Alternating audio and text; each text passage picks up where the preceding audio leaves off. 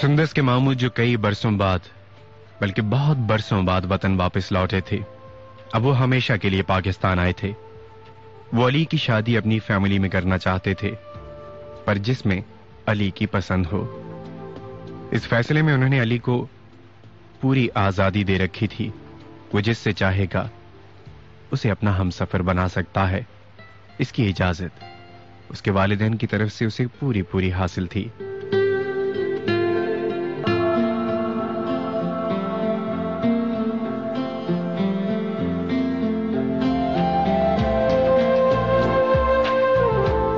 वक्त गुजरता गया। अली सुंदस से ढेरों बातें करता और ज्यादा वक्त उसके हमरा ही गुजारता, और सुंदस ने भी अपना तमाम वक्त उसके नाम कर डाला।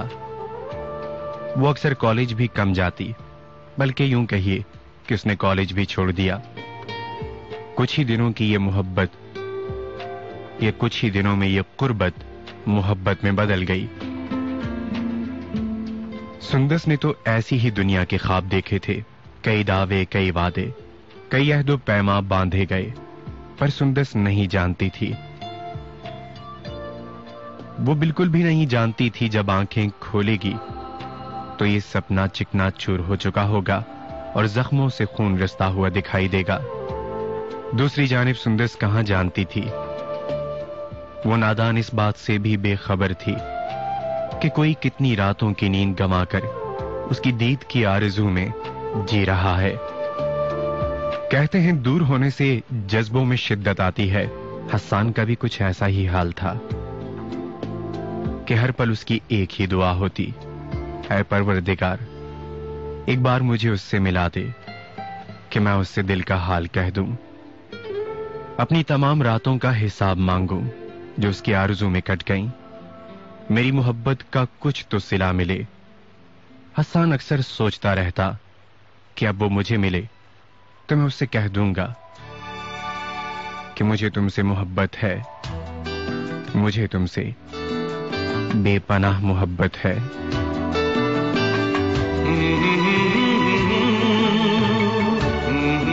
मोहब्बत भी ऐसी कि तुम्हारी मोहब्बत में अपनी जान तक लुटा देंगे।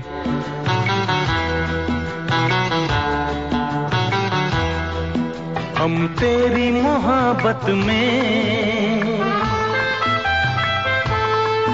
यूं पागल रहते हैं, हम तेरी मोहब्बत में यूं पागल रहते हैं। दीवाने भी अब हमको दीवाना कहते हैं।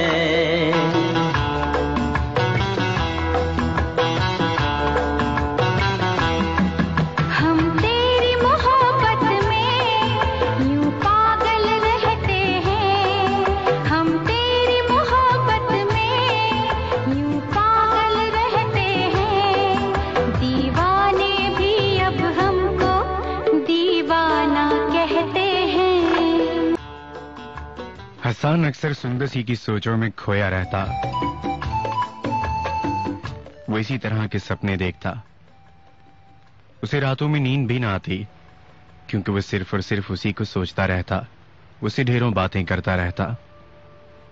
उसे शायद वो जिंदगी में सबसे ज्यादा अच्छी लगती थी। रात में चांद सितारों का हुस्न भी उसे मान सा नजर आता।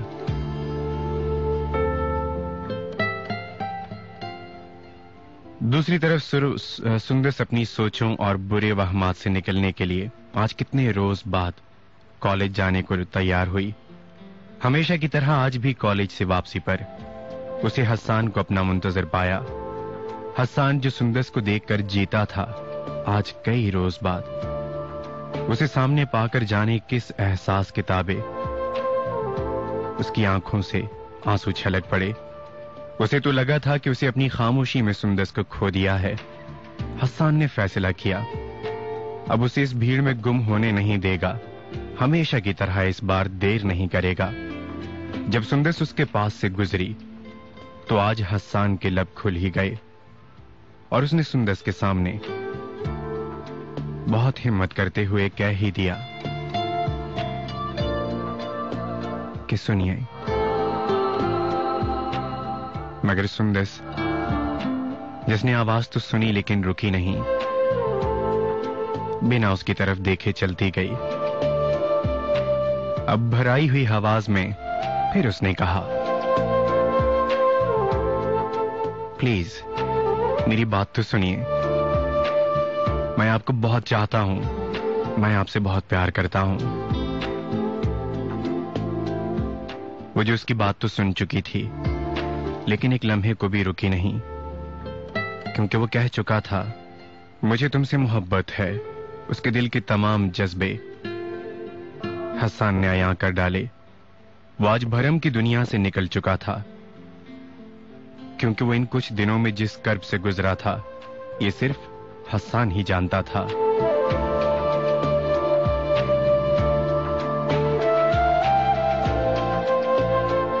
वो हसन की सब बातें सुनने के बाद उसे कुछ कहने के बजाय थोड़ी सी हैरत और फिर हंसते हुए आगे चल दी, मगर जाने से पहले एक बात उसे कह गई। तुमने कभी अपने हुलिये पर गौर किया? ये बड़े बड़े कुर्ते,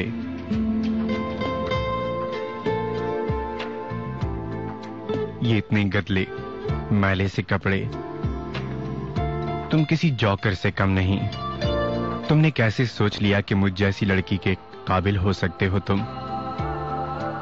बस आखिरी बात यही थी। तुमने ये कैसे सोच लिया कि मुझ जैसी लड़की के काबिल हो सकते हो तुम? और वो वहां से चल दी, मगर हसन की आंखों से होती बरसात और उस राह से घर तक की मुसाफत कितनी तवील थी।